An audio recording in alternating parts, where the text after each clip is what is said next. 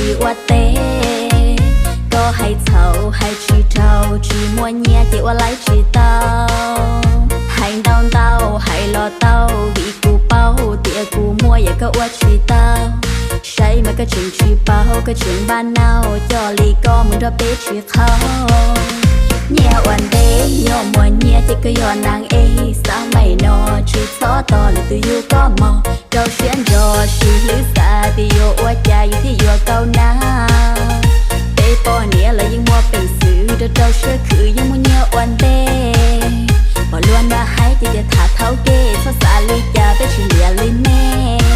ไปชีสัวลิเน่mua câu lu chi hà khi cô ta li ai có họ tàu đã chỉ cho một khứ nhia có hòn ghé tí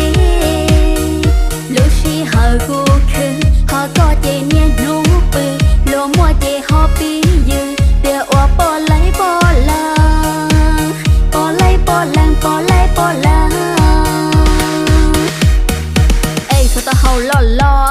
là xa từ lùa mua nhẹ yo lùa mua xa có sao ta hồng bư hay lùa cho ya lùa qua đã chi lùa cái nỉ bao ta cho ô tụ nỉ bao hay lùa chữ vì có chi tàu ya bị ba phong dư chỉ cho khí vì cụ qua đã chi lùa những tàu thi ý có cụ na hay chơi chỉ tia cụ yo bỏ lấy bé chua na trở li xa tay cho là say chỉ son chia tia yo neng lia nhà one day, nhà one day, nhà one day, nhà one day, nhà one day, sao mày lo mua thứ lo cho tao giàu hậu chế, sao mày lo bé chỉ lưỡi sao bé chỉ qua tê, có hay thầu hay chỉ trâu, chỉ mua nhẹ thì qua lấy chỉ tao, hay tao hay lo tao, vì cụ bao tiền cụ mua ya có qua chỉ tao,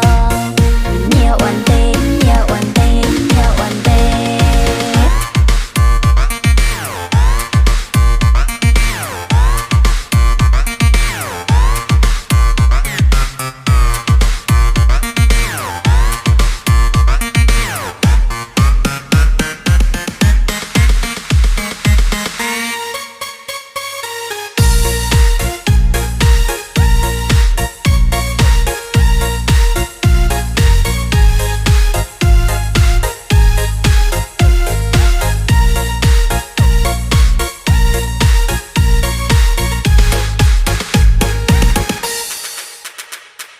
Nhà one day sao mày no bé chỉ lưỡi sao bé chỉ qua tê có hay thầu hay chỉ trâu chỉ mua nhẹ thì qua lấy chỉ tao hành tao hay lo tao bị cụ bao tia cụ mua ya có qua chỉ tao say mà cái chuyện chỉ bao cái chuyện ban nào cho lì có muốn ra bé chỉ không nhà one day yom mua nhẹ thì có yo nang e sao mày no chỉ xó to là từ you có mong